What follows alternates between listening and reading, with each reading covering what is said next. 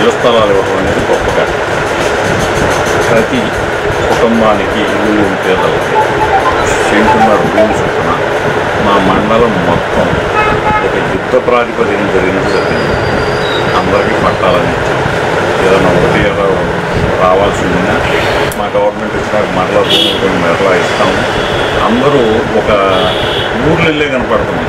ఇప్పుడు మీరు మా కొల్లూరులో చూశారంటే ఒక ఊరిల్లే కనపడతారు. మేము రాజకీయ నాయకులు ఎవరు ఎప్పుడో కాంగ్రెస్ గవర్నమెంట్లో పట్టాలి, మరలా ఇప్పుడు జగన్మోహన్ రెడ్డి గారు ఇచ్చారు పట్టాలి.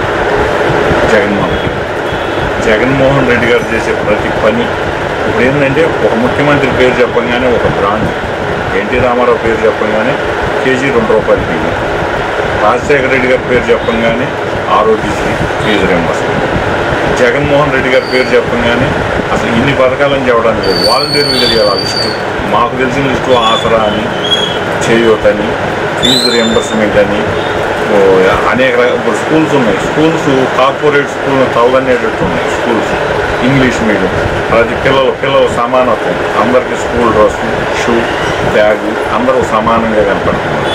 ఈ ప్రైవేట్ స్కూల్లో ఏంటి 10th క్లాస్ తప్పినవాడు 10th క్లాస్కి చెప్తాడు మాస్టర్.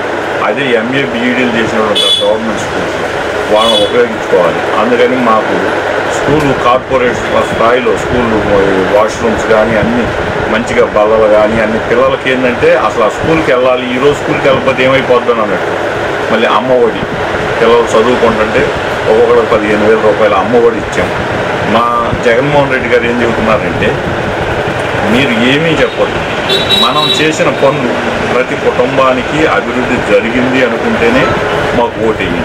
మీరు ప్రతి ఇంటికి వెళ్ళి అమ్మ నీకు ఫలానా ఇచ్చాం, మీ కుటుంబాన్ని ఆదుకున్నారు జగన్మోహన్ రెడ్డి గారు, మరి ఆయనే వస్తే మరలా మీ కుటుంబాలు బాగుపడతాయి. అభివృద్ధి అంటే ఏంటంటే లేని వాళ్ళు అనేది శాతం తగ్గాలి, తగ్గినప్పుడే మన రాష్ట్రం అభివృద్ధి చెందినట్టు. అంతేగాని అభివృద్ధి అంటే రోడ్లు, ఇప్పుడు రోడ్డు పాలరాయిల్లే ఉంటుంది, మన అన్నం ఉండదు ఇంట్లో తినడానికి. ఆ పాలరాయి రోడ్డు మీద నడిస్తే కడుపు నిండిపోతా నిండదు. ప్రతి పేదవాడికి ఆకలి తీరాలి, ఆకలి బాధలు తీరాలి, వాళ్ళ పిల్లలు చదువుకోవాలి, వాళ్ళ ఆరోగ్యం బాగుండాలి అనేది జగన్మోహన్ రెడ్డి గారి ధ్యేయం.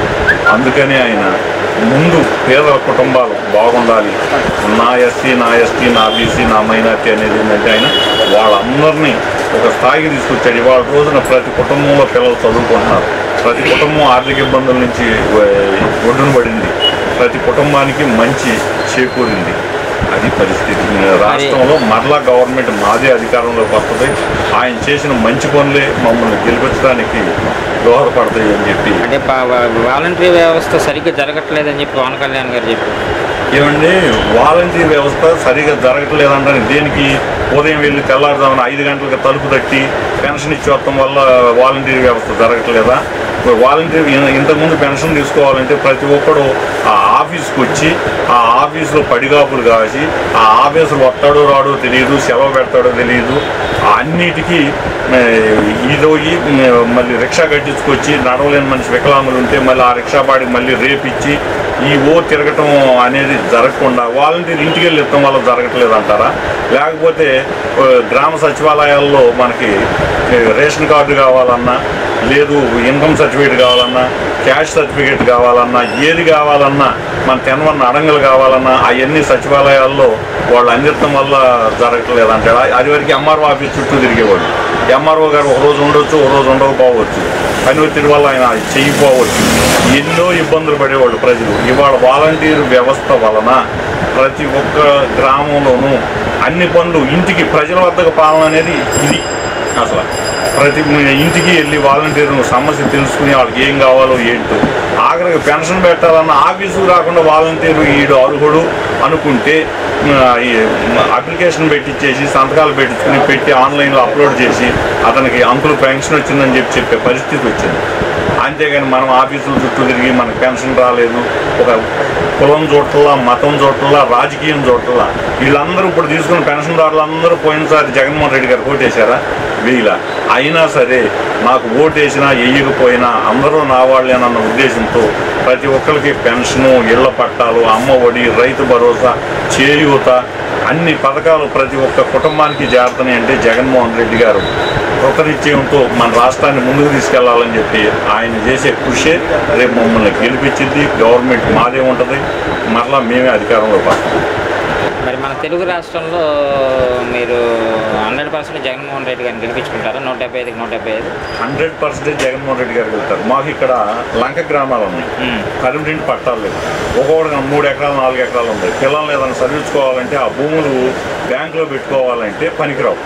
జమీందారు గారి భూములని ఇదేనండి.